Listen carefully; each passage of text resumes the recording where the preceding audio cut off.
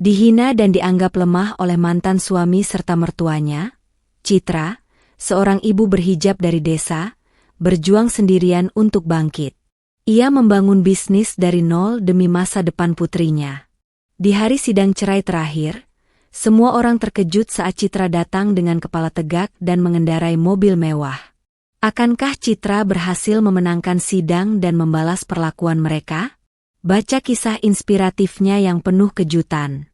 Assalamualaikum warahmatullahi wabarakatuh.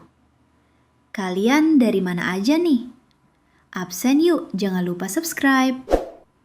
Buat yang sudah subscribe, semoga selalu diberkahi kebaikan dan rezeki yang mengalir. Desa Kembangsari adalah tempatku menambatkan hati dan impian. Sebuah desa kecil yang damai, dikelilingi sawah hijau membentang dan udara segar yang selalu menyapa. Disinilah aku, Citra, seorang istri berhijab yang selalu berusaha menjaga kehormatan keluarga, menjalani hari-hari bersama suamiku, Rizal, dan putri sematawayang kami, Anissa. Rumah sederhana kami, dengan halaman depan yang selalu rapi dan beberapa pot bunga warna-warni, adalah saksi bisu tawa dan canda kami. Aku pikir, kebahagiaan ini akan abadi, seperti dongeng yang tak pernah berakhir. Pagi itu, seperti biasa, aku menyiapkan sarapan untuk Rizal sebelum ia berangkat ke kebun. Aroma nasi goreng yang baru matang memenuhi dapur, berpadu dengan wangi teh melati hangat. Anissa, putri kecil kami yang berusia 5 tahun, masih terlelap pulas di kamarnya. Aku tersenyum, membayangkan betapa beruntungnya aku memiliki keluarga kecil yang harmonis ini. Namun, senyumku memudar saat Rizal duduk di kursi makan dengan wajah tegang, tatapan matanya kosong, seolah ada beban berat yang menghimpit. Citra, panggilnya pelan, suaranya serak. Aku menoleh, menatapnya penuh tanya. Ada sesuatu yang berbeda, sesuatu yang mengusik ketenangan pagi itu. Jantungku berdebar tak karuan, firasat buruk mulai merayapi benakku. Aku meletakkan piring nasi goreng di hadapannya, mencoba tersenyum. Ada apa, Mas? Nasi gorengnya kurang enak. Rizal menggeleng pelan, tidak menyentuh makanannya sama sekali. Ia mengangkat kepala, menatapku lurus, dan kata-kata yang keluar dari bibirnya bagai petir di siang bolong, menghantam seluruh sendi kehidupanku. Aku ingin kita berpisah, Citra. Dunia seolah runtuh seketika. Piring di tanganku nyaris jatuh, dan napasku tercekat. Aku menatapnya tak percaya, berharap ini hanyalah mimpi buruk yang akan segera berakhir. Apa maksudmu, Mas? Tanyaku, suaraku bergetar. Air mata sudah menggenang di pelupuk mata, siap tumpah kapan saja. Rizal mengalihkan pandangannya, menghindari tatapanku. Ibu bilang kita tidak cocok lagi. Aku juga merasa begitu, Citra. Kata-kata itu diucapkan dengan begitu dingin, seolah aku adalah orang asing baginya. Mertuaku, Ibu Fatimah, memang tidak pernah sepenuhnya menerimaku. Sejak awal pernikahan kami, ia selalu mencari-cari celah untuk mengkritik dan mencela. Aku mencoba menahan tangis, berusaha mencari kekuatan dari dalam diriku. Tidak cocok? Setelah 5 tahun kita menikah, setelah Anissa lahir, apa salahku? Mas, aku sudah berusaha menjadi istri yang baik, ibu yang baik untuk Anissa. Rizal hanya diam, menunduk, seolah tak punya nyali untuk menatapku. Keheningan yang mencekam itu terasa lebih menyakitkan daripada kata-kata kasar sekalipun. Aku tahu, ini bukan hanya keinginan Rizal, tapi lebih kepada desakan kuat dari mertuaku.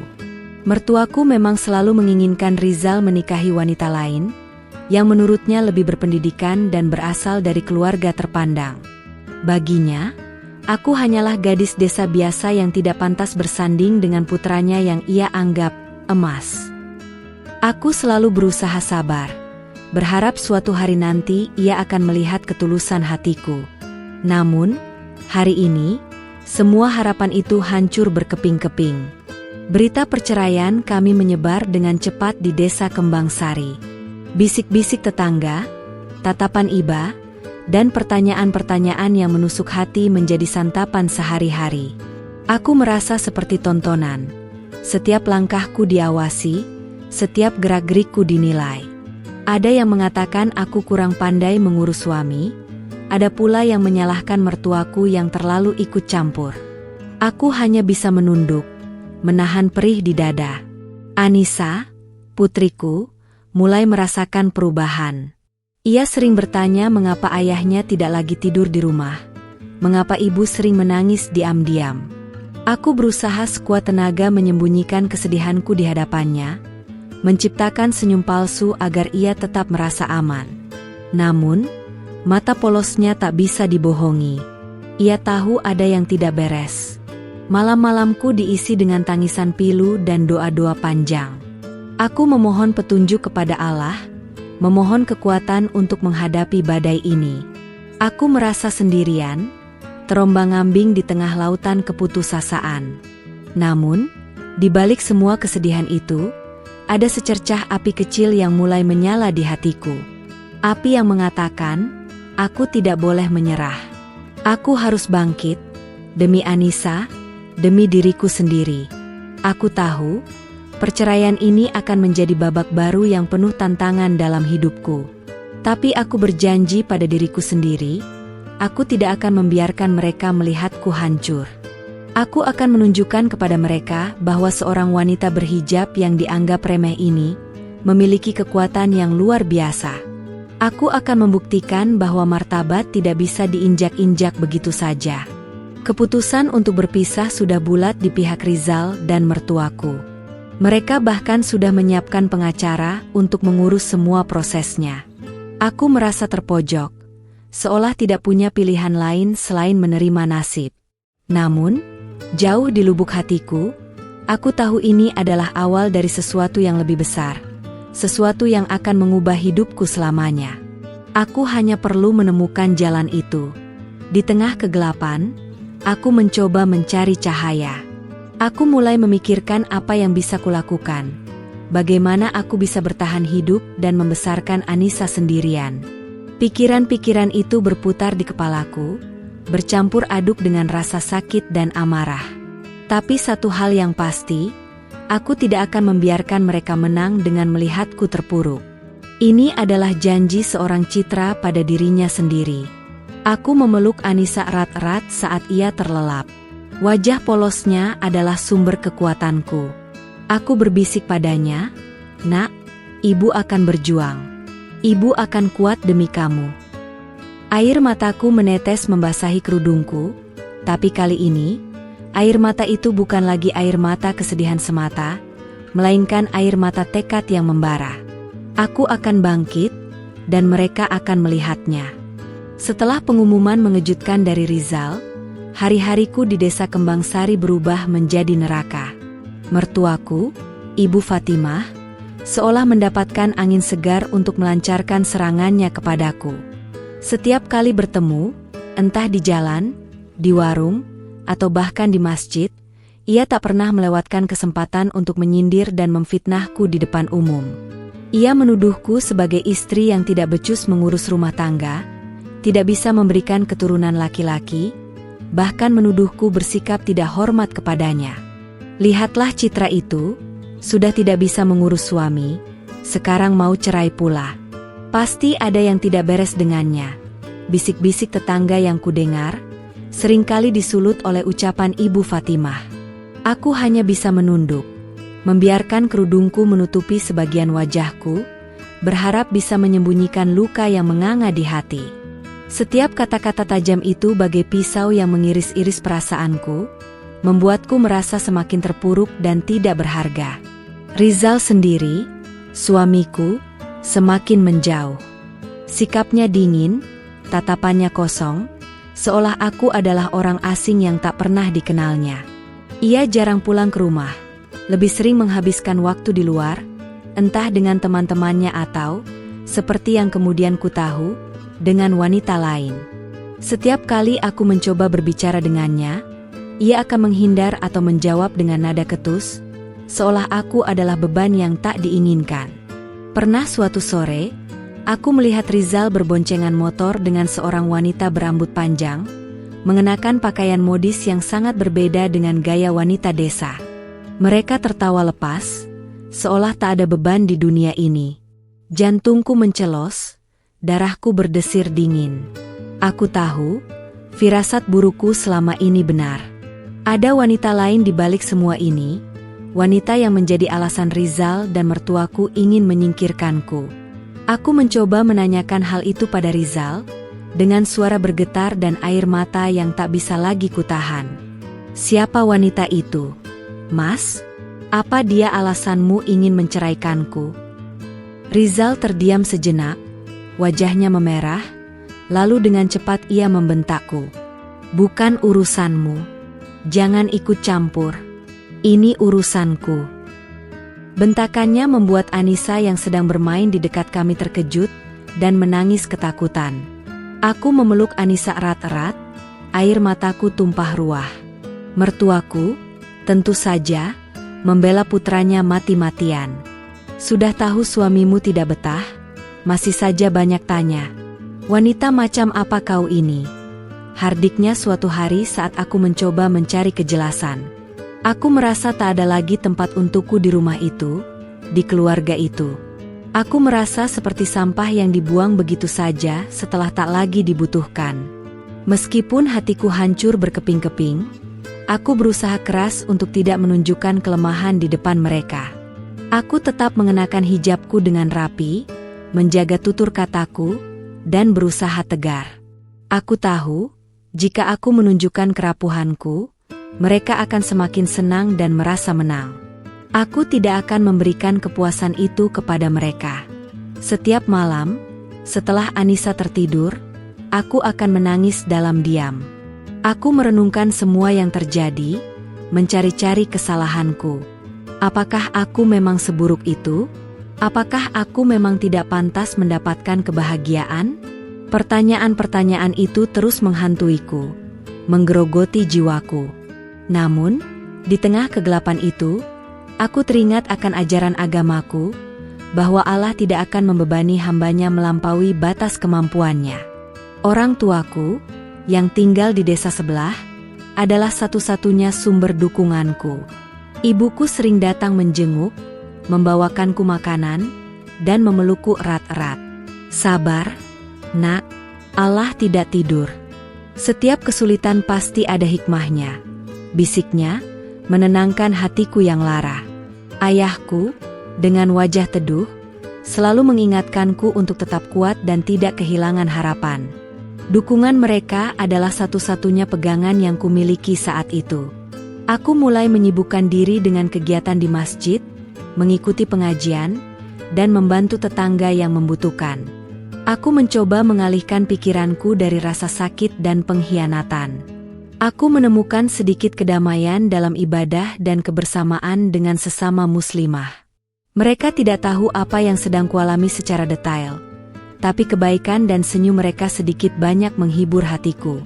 Namun, bayang-bayang perceraian itu tetap menghantuiku. Surat panggilan sidang sudah datang, dan aku tahu, cepat atau lambat, aku harus menghadapinya. Aku merasa takut, cemas, dan tidak siap. Bagaimana mungkin aku bisa menghadapi mereka, yang kini seolah menjadi musuhku, di depan hakim? Bagaimana aku bisa menjelaskan semua ini tanpa terlihat lemah dan menyedihkan? Aku tahu, mereka ingin aku menyerah, ingin aku pergi dengan tangan kosong. Mereka ingin aku menjadi contoh bagi wanita lain yang berani melawan. Tapi aku tidak akan membiarkan itu terjadi. Aku akan berjuang, bukan untuk membalas dendam, tapi untuk menegakkan keadilan dan martabatku sebagai seorang wanita. Aku tidak akan membiarkan mereka merenggut kebahagiaan putriku. Setiap kali aku melihat Anissa tertawa, hatiku terasa perih sekaligus menguat. Ia adalah alasan terbesarku untuk tidak menyerah. Aku harus menjadi contoh baginya, bahwa seorang ibu bisa bangkit dari keterpurukan dan menjadi wanita yang kuat.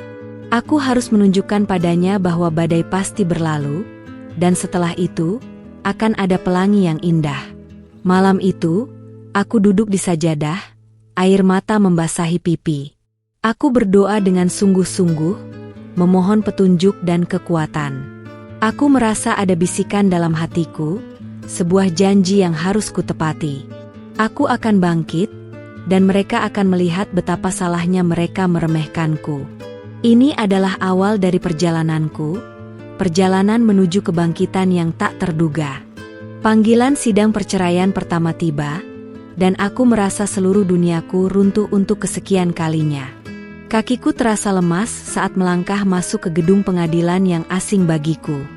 Di sana, sudah duduk Rizal dengan wajah datar, dan di sampingnya, mertuaku, Ibu Fatimah, dengan tatapan sinis yang tak pernah lepas dariku. Mereka seolah ingin melihatku hancur, terpuruk, dan tak berdaya. Sidang berjalan dengan sangat berat bagiku. Rizal dan pengacaranya melontarkan berbagai tuduhan, memutarbalikkan fakta, dan mencoba menyudutkanku. Mereka menuduhku tidak becus mengurus rumah tangga, tidak bisa memberikan nafkah batin, bahkan menuduhku tidak menghormati mertua. Setiap kata yang keluar dari bibir mereka bagai pukulan telak yang menghantam harga diriku. Aku hanya bisa diam, menahan air mata yang terus mendesak keluar. Mertuaku tak henti-hentinya menyela, menambahkan bumbu-bumbu fitnah yang membuatku semakin terpojok. Dia itu memang tidak pantas jadi istri anak saya, Pak Hakim. Bisanya cuma menghabiskan uang saja, teriaknya, seolah aku adalah penjahat kelas kakap. Aku ingin sekali membantah, menjelaskan kebenarannya, tapi lidahku keluh. Aku merasa begitu kecil, begitu tak berdaya di hadapan mereka yang bersatu padu ingin menghancurkanku. Mereka bahkan mencoba merebut hak asuh Anissa dariku, dengan alasan aku tidak mampu memberikan kehidupan yang layak bagi putriku. Tuduhan itu adalah yang paling menyakitkan. Anissa adalah segalanya bagiku, darah dagingku, belahan jiwaku. Bagaimana mungkin mereka tega memisahkanku dari putriku sendiri? Hatiku menjerit, tapi suaraku tak mampu keluar. Aku merasa seperti boneka yang dimainkan, tak punya kekuatan untuk melawan. Pengacaraku, seorang pengacara muda dari kota yang direkomendasikan oleh kerabat jauh, berusaha membantuku, tapi ia terlihat kewalahan menghadapi gempuran dari pihak Rizal. Aku merasa putus asa, seolah tak ada harapan lagi bagiku.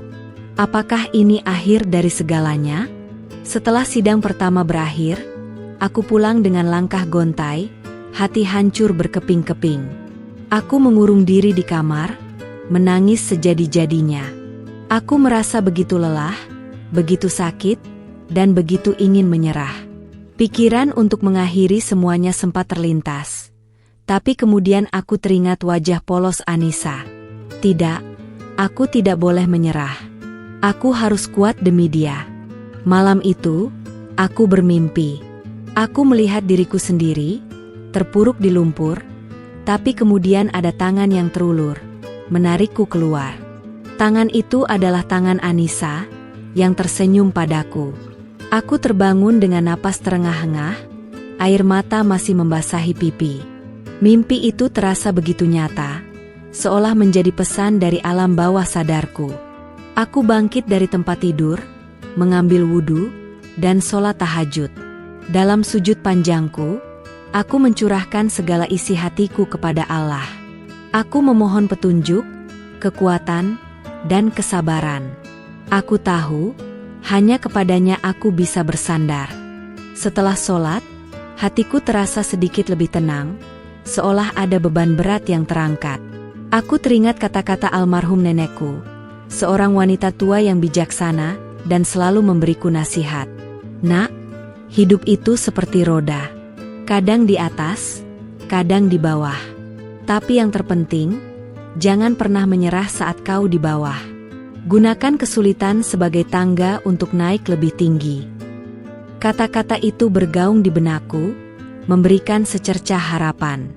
Aku menatap cermin, melihat pantulan diriku yang terlihat begitu rapuh. Tapi di balik kerapuhan itu, aku melihat kilatan tekad di mataku.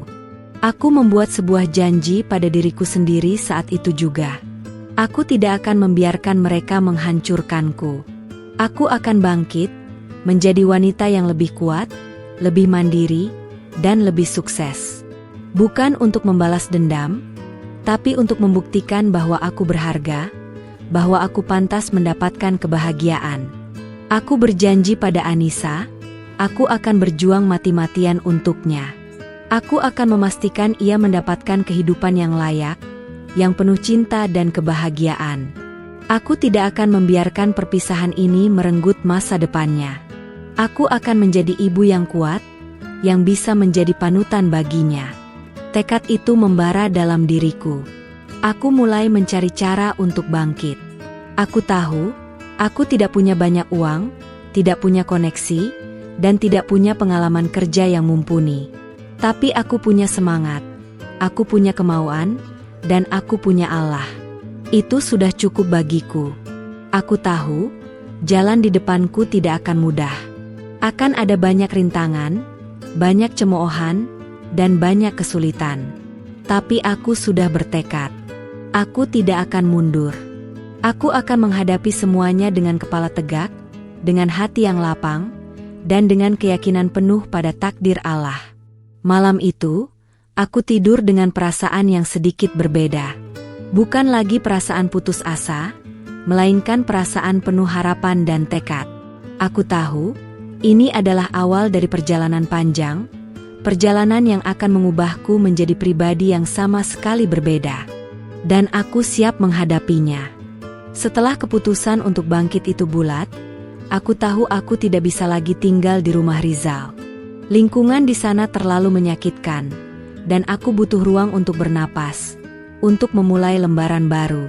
Dengan berat hati, aku memutuskan untuk kembali ke rumah orang tuaku di desa sebelah, Desa Mekarjaya. Rumah mereka memang sederhana, jauh dari kemewahan, tapi di sana aku menemukan ketenangan dan dukungan yang tak ternilai harganya. Kedatangan kami disambut hangat oleh orang tuaku. Ibuku memelukku erat-erat, air matanya menetes, tapi ia tidak mengucapkan sepatah kata pun yang bisa menambah bebanku. Ayahku hanya menepuk pundakku, tatapan matanya penuh pengertian. Mereka tidak banyak bertanya, hanya memberikan ruang dan waktu bagiku untuk menyembuhkan luka. Anissa pun terlihat lebih ceria di sana, bermain dengan sepupu-sepupunya yang seumuran. Meskipun jauh dari desa Kembangsari, bisik-bisik tentang perceraianku tetap sampai ke telingaku. Ada yang bersimpati, ada pula yang mencibir. Aku mencoba mengabaikan semuanya, fokus pada diriku dan Anissa. Aku tahu, satu-satunya cara untuk membungkam mereka adalah dengan menunjukkan bahwa aku bisa bangkit, bahwa aku bisa sukses tanpa bergantung pada siapapun. Aku mulai mencari cara untuk mendapatkan penghasilan. Dengan modal seadanya, aku memutuskan untuk mencoba menjual kue-kue tradisional buatan ibuku dan aku sendiri.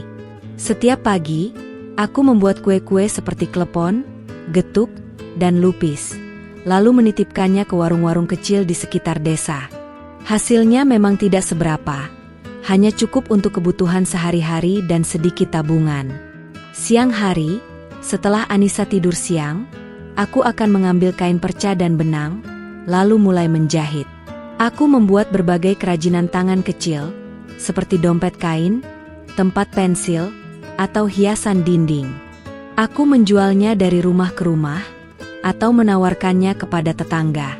Terkadang, ada yang membeli, tapi lebih seringnya, aku hanya mendapatkan tatapan iba. Masa-masa itu adalah masa-masa yang sangat sulit. Aku sering merasa lelah, putus asa, dan ingin menyerah. Ada kalanya aku hanya punya uang pas-pasan untuk membeli beras, dan aku harus memutar otak agar Anissa tetap bisa makan makanan bergizi. Tapi setiap kali aku melihat wajah Anissa yang polos, semangatku kembali membara. Aku harus kuat demi dia. Suatu sore, saat aku sedang menjahit di teras rumah, seorang tetangga lama, Ibu Siti, datang berkunjung. Ia adalah seorang wanita parubaya yang ramah, dan selalu memberiku nasihat baik. Ia melihat kerajinan tanganku dan tersenyum. "Citra, Ini bagus sekali. Kenapa tidak kau coba jual secara online? Sekarang banyak orang yang belanja lewat internet. Aku terdiam. Online? Aku bahkan tidak terlalu paham cara menggunakan ponsel pintar, apalagi berjualan online. Saya tidak mengerti, Bu, kataku jujur. Ibu Siti tersenyum, nanti saya ajari. Anak saya, Rina, dia jago sekali berjualan online. Nanti saya minta dia bantu kamu. Tawaran itu bagai angin segar di tengah kegersangan. Beberapa hari kemudian, Rina datang ke rumahku. Ia seorang gadis muda yang cerdas dan energik. Dengan sabar, ia mengajariku cara membuat akun di media sosial, mengambil foto produk yang menarik, dan menulis deskripsi yang menjual. Awalnya aku canggung, tapi perlahan, aku mulai terbiasa. Aku mengunggah foto-foto kue dan kerajinan tanganku, berharap ada yang tertarik. Tak disangka, responsnya cukup baik. Pesanan mulai berdatangan, tidak hanya dari desa kami, tapi juga dari desa-desa tetangga. Bahkan ada beberapa pesanan dari kota yang datang melalui jasa pengiriman. Aku kewalahan, tapi juga sangat bersyukur. Aku bekerja keras, siang dan malam, demi memenuhi semua pesanan. Orang tuaku juga ikut membantu, menyiapkan bahan-bahan dan mengemas pesanan. Penghasilanku mulai meningkat drastis. Aku bisa membeli bahan baku yang lebih berkualitas, bahkan mulai merekrut beberapa ibu-ibu di desa untuk membantuku menjahit kerajinan tangan. Usahaku berkembang pesat, jauh melebihi ekspektasiku. Aku tidak lagi harus khawatir soal uang, bahkan aku bisa menyisihkan sebagian untuk tabungan masa depan Anissa. Aku tetap menjaga kerahasiaan kesuksesanku dari Rizal dan mertuaku. Aku tidak ingin mereka tahu. Aku ingin kejutan ini menjadi pukulan telak bagi mereka di hari persidangan terakhir. Aku ingin mereka melihat bahwa wanita yang mereka remehkan ini bisa bangkit dan menjadi jauh lebih baik tanpa mereka. Setiap malam, sebelum tidur, aku selalu bersyukur kepada Allah atas rezeki yang tak terduga ini. Aku tahu, ini adalah buah dari kesabaranku, dari doa-doaku, dan dari kerja keras tak kenal lelah. Aku tidak lagi merasa terpuruk, melainkan merasa kuat dan berdaya. Aku tahu, aku berada di jalur yang benar. Perjalanan sunyi ini memang melelahkan, tapi juga sangat berharga. Aku belajar banyak hal tentang diriku sendiri, tentang kekuatan yang tersembunyi di dalam diriku. Aku belajar bahwa kesulitan adalah ujian, dan jika kita bisa melewatinya, kita akan menjadi pribadi yang lebih tangguh. Aku siap untuk babak selanjutnya, siap untuk menghadapi mereka dengan kepala tegak. Usaha kue dan kerajinan tanganku terus menunjukkan perkembangan yang luar biasa. Setelah Rina membantuku memasarkan produk secara online, pesanan tidak hanya datang dari sekitar desa, melainkan juga dari berbagai kota besar di Indonesia. Aku bahkan menerima pesanan dalam jumlah besar untuk acara-acara khusus seperti pernikahan atau seminar. Ini adalah pintu rezeki yang benar-benar tak kusangka, sebuah anugerah dari Allah setelah badai yang menerpa hidupku. Setiap hari, aku bangun sebelum subuh. Setelah sholat tahajud dan subuh, aku langsung menuju dapur. Aroma harum kue-kue yang baru dipanggang memenuhi seluruh rumah. Ibuku sering membantuku menyiapkan bahan-bahan, sementara ayahku bertugas mengantar pesanan ke jasa pengiriman. Kami bekerja sama sebagai sebuah tim, dan kebersamaan itu membuatku merasa sangat bersyukur. Selain kue, kerajinan tangan yang kubuat juga sangat diminati. Aku mulai berinovasi, membuat desain-desain baru yang unik dan menarik. Aku bahkan mengikuti beberapa kursus online tentang desain grafis dan fotografi produk, untuk membuat tampilanku di media sosial semakin profesional. Aku tak pernah menyangka bahwa hobi menjahitku bisa menjadi sumber penghasilan yang begitu menjanjikan. Aku bekerja keras, seringkali hingga larut malam. Ada kalanya aku merasa sangat lelah. Tapi setiap kali aku melihat tumpukan pesanan yang harus kukerjakan, semangatku kembali membara. Aku tahu, setiap tetes keringatku adalah investasi untuk masa depan Anissa. Aku ingin memberikannya yang terbaik, kehidupan yang layak, dan pendidikan yang tinggi. Penghasilanku terus meningkat, jauh melampaui apa yang pernah kubayangkan saat masih menjadi istri Rizal. Aku bisa merenovasi rumah orang tuaku menjadi lebih nyaman, membeli peralatan dapur yang lebih modern, dan bahkan menyewa sebuah ruko kecil di pusat kota kecamatan untuk dijadikan toko. Aku mempekerjakan beberapa ibu-ibu di desa yang membutuhkan pekerjaan, memberikan mereka pelatihan, dan memastikan mereka mendapatkan upah yang layak. Meskipun kesuksesan finansial sudah di tangan, aku tetap menjaga gaya hidupku yang sederhana. Aku tidak ingin pamer atau menarik perhatian yang tidak perlu. Aku tetap mengenakan hijab dan pakaian yang sopan, tidak berubah sedikitpun dari citra yang dulu dikenal di desa Kembangsari. Aku ingin kesuksesanku ini menjadi kejutan yang sesungguhnya bagi Rizal dan mertuaku. Aku mulai menabung secara serius. Setiap bulan, sebagian besar penghasilanku kumasukkan ke dalam rekening terpisah. Aku juga mulai berinvestasi kecil-kecilan di beberapa instrumen keuangan yang aman, sesuai dengan saran dari Rina, anak Ibu Siti. Aku belajar banyak tentang pengelolaan keuangan, sesuatu yang tidak pernah kupikirkan sebelumnya. Di tengah kesibukanku, aku tidak pernah melupakan Anissa. Aku selalu meluangkan waktu untuknya, menemaninya bermain, membacakan dongeng sebelum tidur, dan mengajarinya mengaji. Ia adalah prioritasku, dan semua yang kulakukan adalah demi kebahagiaannya. Melihat senyumnya yang ceria adalah obat terbaik untuk segala lelahku. Aku tahu, hari persidangan terakhir semakin dekat. Aku mulai mempersiapkan diri secara mental. Aku tidak lagi merasa takut atau cemas, melainkan merasa tenang dan percaya diri. Aku tahu, aku punya bukti kuat untuk menunjukkan kepada hakim bahwa aku adalah ibu yang mampu dan bertanggung jawab.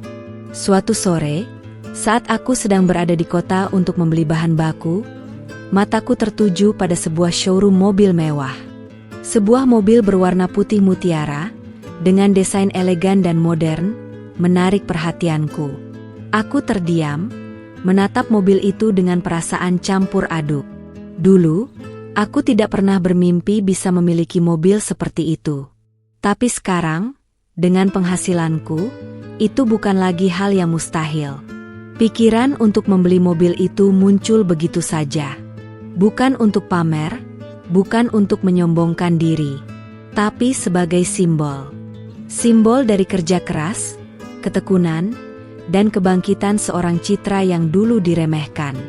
Aku ingin mobil itu menjadi saksi bisu perjalananku, dan menjadi alat untuk memberikan kejutan terbesar bagi Rizal dan mertuaku. Aku masuk ke showroom, berbicara dengan seorang sales, dan mulai mencari tahu tentang mobil itu. Aku tidak langsung membelinya, tapi aku sudah punya niat kuat. Aku ingin ini menjadi kado untuk diriku sendiri, sebuah penghargaan atas semua perjuangan yang telah kulalui. Aku ingin mereka melihat bahwa wanita yang mereka anggap tak berharga ini, kini bisa berdiri tegak dengan kakinya sendiri, bahkan lebih tinggi dari yang mereka bayangkan. Keputusan itu membuatku semakin bersemangat.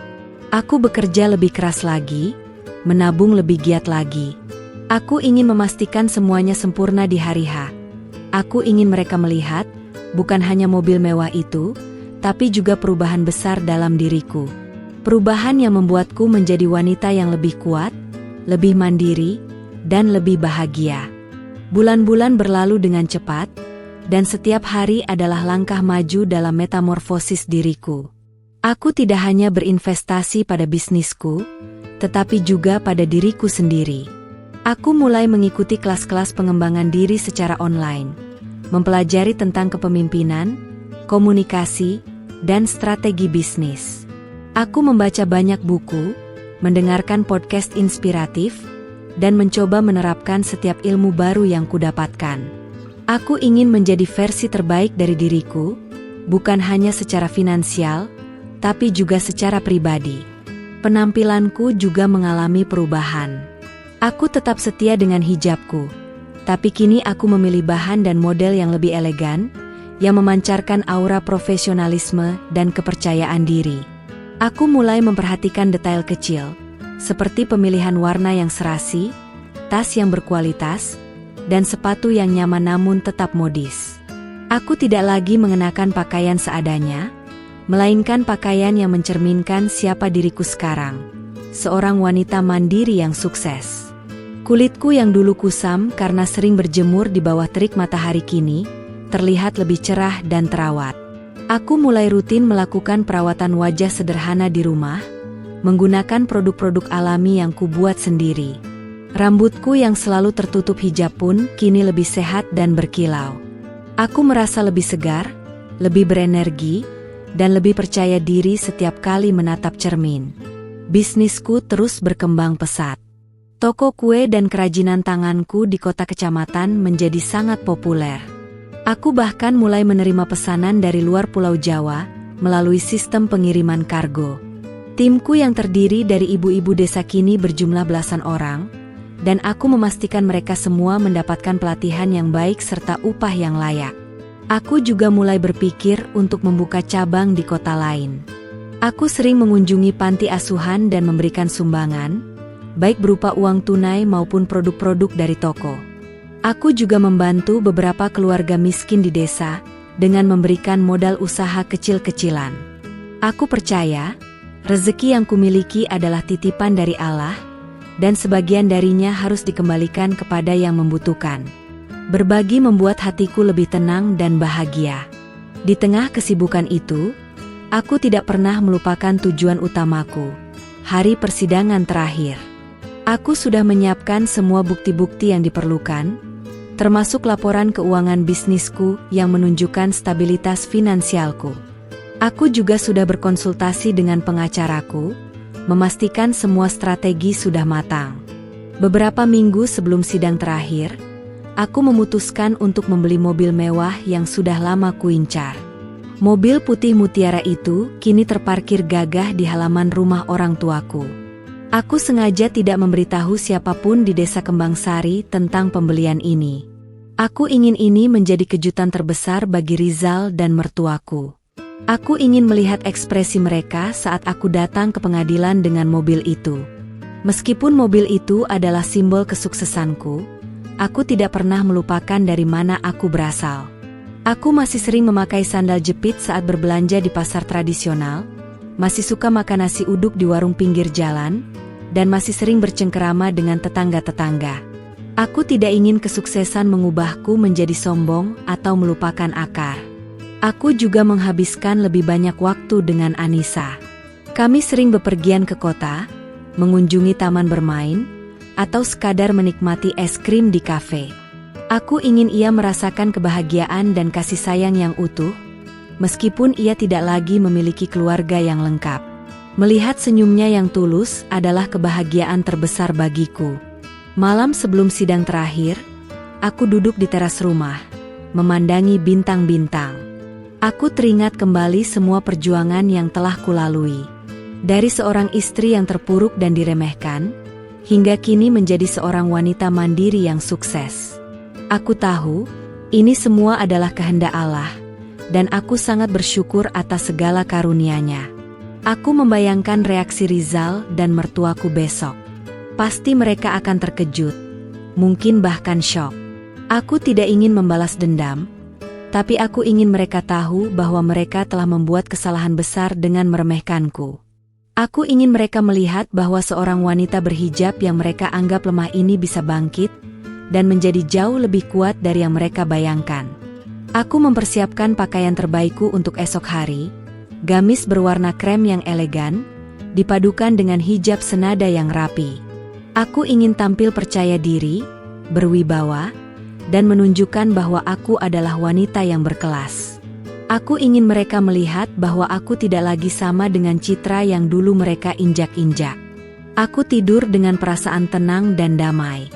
Aku tahu, esok adalah hari penentuan. Hari di mana aku akan menutup babak lama dalam hidupku, dan membuka lembaran baru yang lebih cerah. Aku siap menghadapi semuanya, dengan kepala tegak dan hati yang lapang. Pagi itu, udara di desa Mekarjaya terasa lebih segar dari biasanya. Matahari bersinar cerah, seolah ikut merayakan hari penting dalam hidupku. Hari ini adalah hari persidangan terakhir perceraianku dengan Rizal. Jantungku berdebar kencang, bukan karena takut, melainkan karena campuran gugup dan semangat yang membara. Aku sudah menunggu hari ini, hari di mana aku akan menunjukkan kepada mereka siapa Citra yang sebenarnya. Aku bangun lebih awal, sholat subuh, dan berdoa dengan khusyuk. Aku memohon kelancaran dan kekuatan kepada Allah. Setelah itu, aku bersiap diri. Aku mengenakan gamis krem yang sudah kupersiapkan, dipadukan dengan hijab instan berwarna senada yang elegan. Aku memilih riasan tipis yang membuat wajahku terlihat segar dan berseri. Aku ingin tampil rapi, berwibawa, dan memancarkan aura positif. Orang tuaku sudah menunggu di ruang tamu. Ibuku memelukku erat-erat. "Semoga lancar ya, Nak. Doa ibu selalu menyertaimu," bisiknya. Ayahku menepuk pundakku, "Tunjukkan pada mereka bahwa kau kuat, Nak." Aku tersenyum, mengangguk, dan pamit. Anissa masih terlelap pulas. Aku sengaja tidak membangunkannya. Aku tidak ingin ia melihat ketegangan ini. Aku melangkah keluar rumah, menuju halaman depan.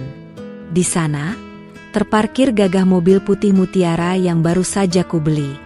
Mobil itu berkilau di bawah sinar matahari pagi, memancarkan aura kemewahan dan kesuksesan. Ini adalah pertama kalinya aku akan mengendarainya sendiri ke tempat umum, apalagi ke pengadilan. Aku menarik napas dalam-dalam, menguatkan hati. Aku masuk ke dalam mobil, menyalakan mesin, dan perlahan melaju meninggalkan desa Mekarjaya.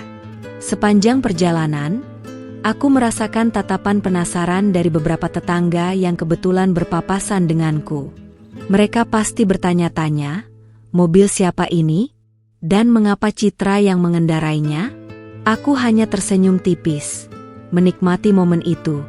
Perjalanan menuju gedung pengadilan terasa lebih cepat dari biasanya. Saat aku memasuki area parkir, beberapa orang sudah terlihat berkumpul, menunggu giliran sidang mereka. Aku mencari tempat parkir yang strategis, tidak terlalu jauh dari pintu masuk. Begitu mobil berhenti, aku mematikan mesin, menarik napas lagi, dan menghembuskannya perlahan. Ini dia saatnya. Aku membuka pintu mobil, melangkah keluar dengan anggun. Suara decitan ban saat aku memarkir mobil, dan suara pintu mobil yang tertutup, menarik perhatian beberapa orang. Mereka menoleh, dan aku bisa melihat ekspresi terkejut di wajah mereka. Seorang wanita berhijab, yang mereka duga adalah ibu rumah tangga biasa, turun dari mobil mewah. Pasti itu pemikiran mereka. Aku melangkah dengan tenang, kepala tegak, pandangan lurus ke depan. Aku bisa merasakan tatapan mata yang mengikuti setiap langkahku. Beberapa orang berbisik-bisik, mencoba menebak siapa aku. Aku mengabaikan mereka, fokus pada tujuan utamaku. Saat aku mendekati pintu masuk gedung pengadilan, mataku tertuju pada sosok Rizal dan mertuaku, Ibu Fatimah, yang sedang berdiri di depan pintu. Mereka tampak sedang berbicara dengan pengacara mereka. Wajah mereka terlihat santai, seolah sudah yakin akan memenangkan sidang ini. Rizal mengenakan kemeja batik yang rapi, sementara mertuaku mengenakan kebaya sederhana. Mereka belum menyadari kehadiranku. Aku terus melangkah, semakin dekat. Jarak kami semakin menipis. Aku bisa mendengar suara mereka yang samar-samar. Kemudian, salah satu dari mereka, mungkin pengacara Rizal, menoleh ke arahku.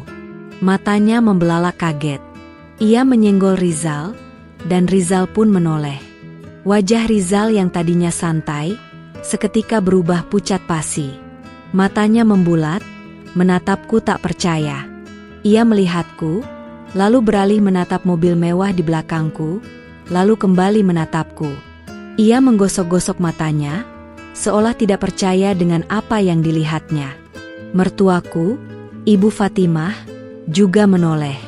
Mulutnya sedikit terbuka, tatapan sinisnya lenyap digantikan oleh ekspresi syok yang tak bisa disembunyikan. Aku hanya tersenyum tipis, senyum yang penuh arti. Senyum yang mengatakan, inilah aku, Citra, wanita yang dulu kalian remehkan. Dan inilah buktinya. Rizal dan mertuaku tak berkutik.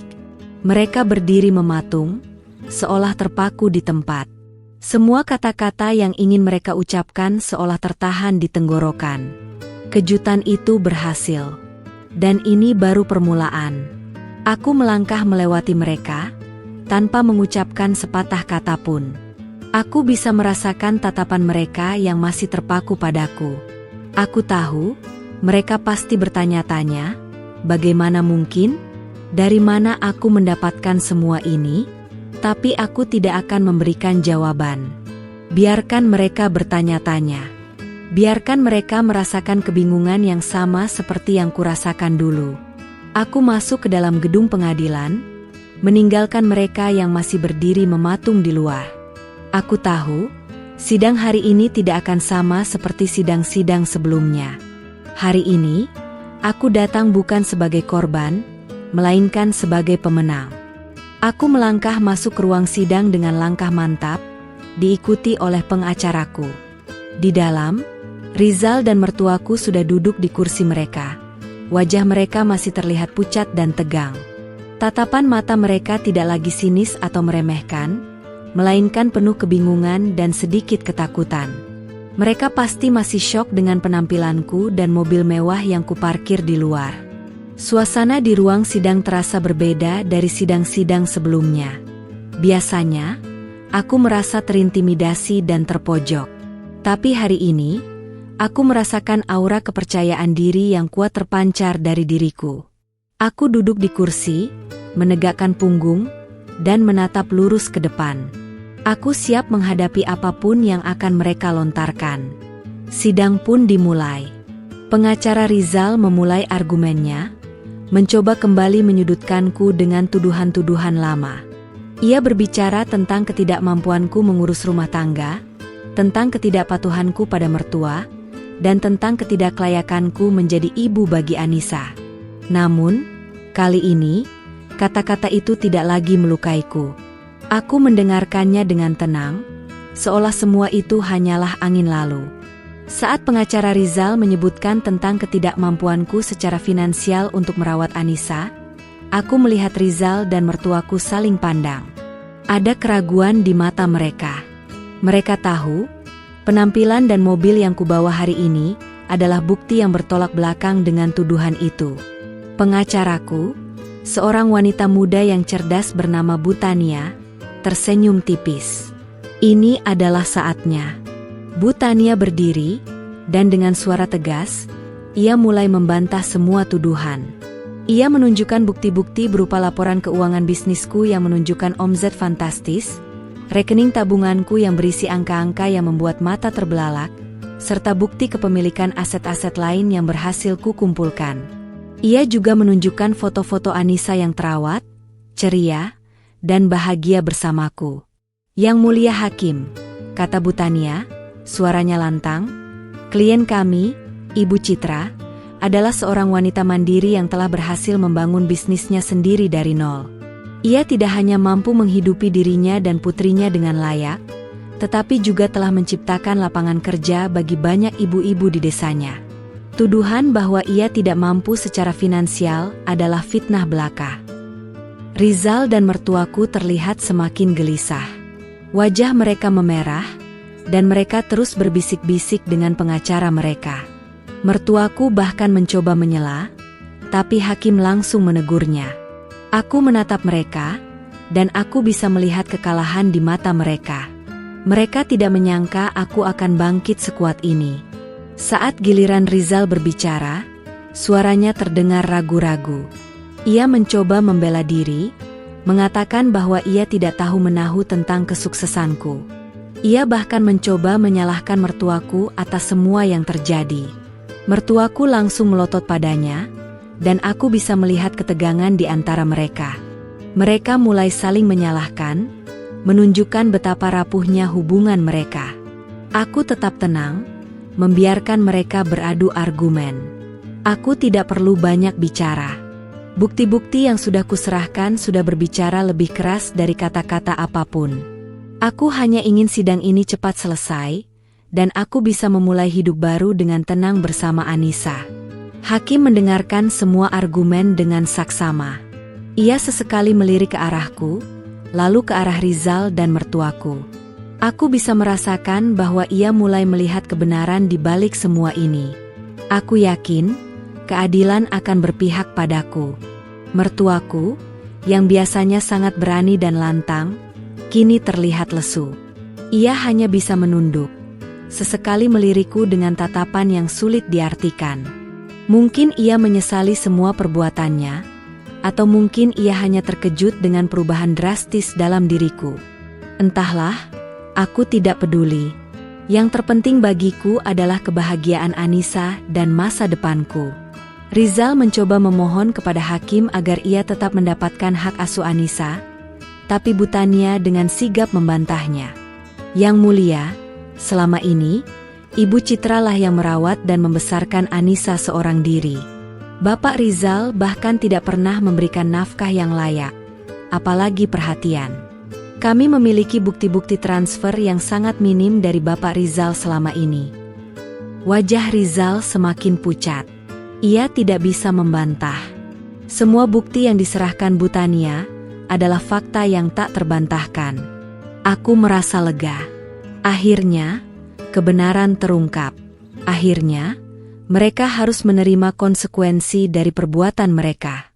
Sidang diskors untuk beberapa saat, memberikan waktu bagi hakim untuk mempertimbangkan semua bukti dan argumen. Aku menggunakan waktu itu untuk menarik napas panjang, menenangkan diri. Aku tahu, sebentar lagi, semuanya akan berakhir. Dan aku siap untuk itu. Setelah skorsing singkat, hakim kembali ke ruang sidang. Suasana menjadi hening, semua mata tertuju pada hakim. Jantungku berdebar kencang, menanti putusan yang akan menentukan babak baru dalam hidupku. Rizal dan mertuaku terlihat sangat tegang. Tangan mereka saling meremas, seolah berdoa untuk keajaiban. Hakim mulai membacakan putusannya. Suaranya tegas dan jelas. Ia mempertimbangkan semua bukti yang telah diserahkan, termasuk kesaksian dan laporan keuangan. Setiap kata yang keluar dari bibirnya terasa seperti melodi indah di telingaku. Aku menahan napas, tidak ingin melewatkan satu kata pun.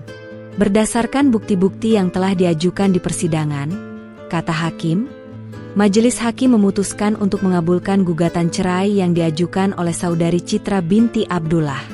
Hak asuh anak, Anissa binti Rizal, sepenuhnya jatuh kepada saudari Citra binti Abdullah, dengan kewajiban bagi Bapak Rizal bin Hashim untuk memberikan nafkah bulanan sebesar.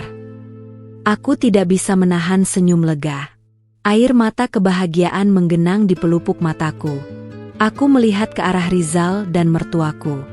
Wajah mereka seketika berubah pasi, seolah baru saja dihantam palu godam. Mertuaku bahkan terlihat ingin pingsan, ia memegangi kepalanya. Rizal menunduk, tidak berani menatapku. Hakim melanjutkan, selain itu, Bapak Rizal bin Hashim juga diwajibkan untuk memberikan nafkah iddah dan mut'ah kepada saudari Citra binti Abdullah, sesuai dengan ketentuan hukum yang berlaku. Putusan itu adalah kemenangan telak bagiku. Bukan hanya hak asuh Anissa yang kudapatkan, tapi juga pengakuan atas hak-hak finansialku yang selama ini mereka remehkan. Aku menatap Rizal dan mertuaku. Tidak ada rasa dendam di hatiku, hanya rasa lega dan damai. Aku tidak ingin melihat mereka hancur, tapi aku ingin mereka tahu bahwa keadilan itu ada. Aku ingin mereka belajar bahwa meremehkan orang lain, apalagi seorang wanita, bisa berbalik menjadi bumerang.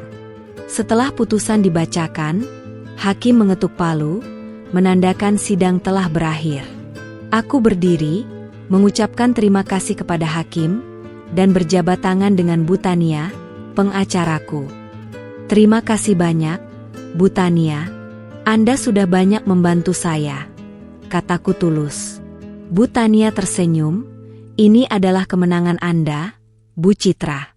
Anda sangat kuat. Aku melangkah keluar dari ruang sidang dengan kepala tegak. Di luar, beberapa wartawan lokal sudah menunggu, Mereka pasti sudah mendengar kabar tentang sidang ini. Aku tidak ingin memberikan pernyataan apapun, hanya tersenyum tipis dan berjalan menuju mobilku. Saat aku melewati Rizal dan mertuaku, mereka masih berdiri mematung. Rizal mengangkat kepalanya, tatapan matanya kosong. Mertuaku menatapku dengan tatapan yang sulit diartikan, mungkin campuran penyesalan dan kekaguman yang tak bisa ia ungkapkan. Aku hanya tersenyum tipis lagi, senyum yang penuh martabat, lalu masuk ke dalam mobil. Aku menyalakan mesin, dan mobil mewah itu melaju perlahan meninggalkan gedung pengadilan. Aku bisa melihat Rizal dan mertuaku masih berdiri di sana, menatapku hingga mobilku menghilang dari pandangan. Aku tahu, hari ini adalah hari yang tidak akan pernah mereka lupakan. Hari di mana seorang wanita berhijab yang mereka remehkan, datang dengan kepala tegak dan mobil mewah, membuktikan bahwa ia jauh lebih kuat dari yang mereka bayangkan. Berita tentang kemenanganku menyebar dengan cepat di Desa Kembangsari dan Desa Mekarjaya. Kali ini, bisik-bisik tetangga bukan lagi tentang fitnah atau cemoohan, melainkan tentang kekaguman dan rasa hormat. Banyak ibu-ibu yang datang ke rumahku, memberikan ucapan selamat, dan meminta nasihat tentang bagaimana aku bisa bangkit. Aku berbagi kisahku, memberikan semangat, dan menginspirasi mereka untuk tidak pernah menyerah. Orang tuaku sangat bangga padaku. Ibuku memelukku erat-erat, air matanya menetes. Anak ibu memang hebat. Ayahku tersenyum, kau sudah membuktikan bahwa kau adalah wanita yang kuat. Nak, aku merasa sangat bahagia. Kebahagiaan ini bukan karena harta atau kemewahan, tapi karena aku bisa membuktikan pada diriku sendiri dan pada orang-orang yang kucintai bahwa aku mampu. Aku pulang ke rumah, memeluk Anissa erat-erat. Ibu sudah menang, Nak. Kita akan hidup bahagia bersama, bisikku padanya. Anissa tersenyum, wajahnya ceria. Ia tidak tahu apa yang sebenarnya terjadi di pengadilan, tapi ia tahu bahwa ibunya kini lebih bahagia. Kemenangan ini adalah awal dari babak baru dalam hidupku. Babak yang penuh harapan, kebahagiaan, dan kemandirian. Aku siap menghadapi masa depan, dengan keyakinan penuh pada takdir Allah, dan dengan semangat yang tak akan pernah padam. Setelah sidang perceraian yang menghebohkan itu, hidupku benar-benar memasuki lembaran baru yang jauh lebih cerah. Bisnis kue dan kerajinan tanganku semakin berkembang pesat. Aku membuka beberapa cabang di kota-kota besar terdekat, mempekerjakan lebih banyak karyawan, dan bahkan mulai mengekspor produk-produkku ke luar negeri. Aku tidak lagi hanya dikenal sebagai citra dari Desa Kembangsari, tapi sebagai pengusaha sukses yang menginspirasi banyak wanita. Anissa tumbuh menjadi gadis kecil yang cerdas dan ceria. Ia mendapatkan pendidikan terbaik, les privat, dan berbagai kegiatan ekstrakurikuler yang menunjang bakatnya. Aku selalu meluangkan waktu untuknya, menemaninya belajar, bermain, dan mendengarkan setiap ceritanya. Kebahagiaannya adalah prioritasku, dan aku bersyukur bisa memberikan semua yang terbaik untuknya. Aku menggunakan sebagian besar penghasilanku untuk membantu orang lain. Aku membangun sebuah pusat pelatihan keterampilan gratis bagi ibu-ibu di desa, mengajarkan mereka cara membuat kue dan kerajinan tangan agar mereka bisa mandiri secara finansial. Aku juga mendirikan sebuah yayasan sosial yang fokus pada pendidikan anak-anak kurang mampu. Berbagi membuat hatiku semakin damai dan bahagia. Rizal dan mertuaku, kudengar, tidak lagi seberuntung dulu. Rizal kehilangan pekerjaannya, dan hubungan dengan wanita simpanannya tidak berjalan mulus. Mertuaku juga sering sakit-sakitan, dan mereka hidup dalam kesulitan finansial. Aku tidak merasa senang atas penderitaan mereka, tapi aku percaya, setiap perbuatan pasti ada balasannya. Aku hanya mendoakan agar mereka bisa mendapatkan hidayah, dan berubah menjadi pribadi yang lebih baik. Aku tidak lagi memikirkan masa lalu. Luka-luka itu sudah sembuh, dan aku sudah memaafkan mereka, bukan untuk mereka, tapi untuk kedamaian hatiku sendiri. Aku percaya, Allah telah merencanakan yang terbaik untukku, Dan semua kesulitan yang kulalui adalah bagian dari rencananya untuk membentukku menjadi pribadi yang lebih kuat. Beberapa waktu kemudian, ada seorang pria soleh dan mapan yang dikenalkan oleh kenalanku. Ia adalah seorang pengusaha di bidang properti, seorang duda dengan 2 anak yang juga sangat baik. Awalnya aku ragu, tapi setelah beberapa kali bertemu dan berbicara, aku merasakan kenyamanan dan kecocokan. Ia menghargai diriku apa adanya, menghormati hijabku, dan sangat menyayangi Anissa. Aku tidak terburu-buru mengambil keputusan. Aku sholat istikharah, memohon petunjuk kepada Allah. Anissa juga terlihat nyaman dengannya. Setelah melalui pertimbangan matang, aku menerima pinangannya. Pernikahan kami dilangsungkan secara sederhana, hanya dihadiri oleh keluarga dekat dan teman-teman terdekat. Aku tidak ingin pesta mewah, karena kebahagiaan sejati bagiku adalah kesederhanaan dan ketenangan hati. Hidupku kini terasa lengkap. Aku memiliki keluarga baru yang harmonis, bisnis yang sukses, dan hati yang tenang. Aku tidak lagi mencari kebahagiaan dari orang lain, karena kebahagiaan itu sudah kutemukan di dalam diriku sendiri. Aku adalah Citra, seorang wanita berhijab yang pernah terpuruk, tapi berhasil bangkit dengan martabat dan kekuatan yang luar biasa. Kisahku menjadi inspirasi bagi banyak wanita di Desa Kembangsari dan sekitarnya. Aku sering diundang untuk berbicara di berbagai acara, menceritakan perjalananku, dan memberikan motivasi. Aku selalu menekankan bahwa setiap wanita memiliki kekuatan yang luar biasa, asalkan mereka mau berusaha, bersabar, dan percaya pada diri sendiri serta takdir Allah. Aku sering mengunjungi Desa Kembangsari, bukan untuk pamer, tapi untuk bersilaturahmi dengan teman-teman lama. Aku melihat perubahan di sana. Beberapa wanita mulai berani membuka usaha kecil-kecilan, terinspirasi oleh kisahku. Aku merasa sangat bangga bisa menjadi bagian dari perubahan itu. Mantan suamiku dan mertuaku, kudengar, kini hidup dalam kesederhanaan. Mereka melihatku dari kejauhan, mungkin dengan penyesalan di hati. Aku tidak lagi menyimpan dendam. Aku hanya berharap mereka bisa belajar dari kesalahan mereka dan menemukan kedamaian dalam hidup mereka sendiri. Kebahagiaan sejati bagiku bukanlah tentang mobil mewah atau harta berlimpah. Itu adalah tentang ketenangan hati, kemandirian, dan kemampuan untuk berbagi kebaikan dengan sesama. Aku telah menemukan semua itu, dan aku sangat bersyukur. Aku adalah Citra, dan ini adalah kisahku. Kisah tentang kebangkitan seorang wanita yang diremehkan, menjadi wanita yang bermartabat dan menginspirasi.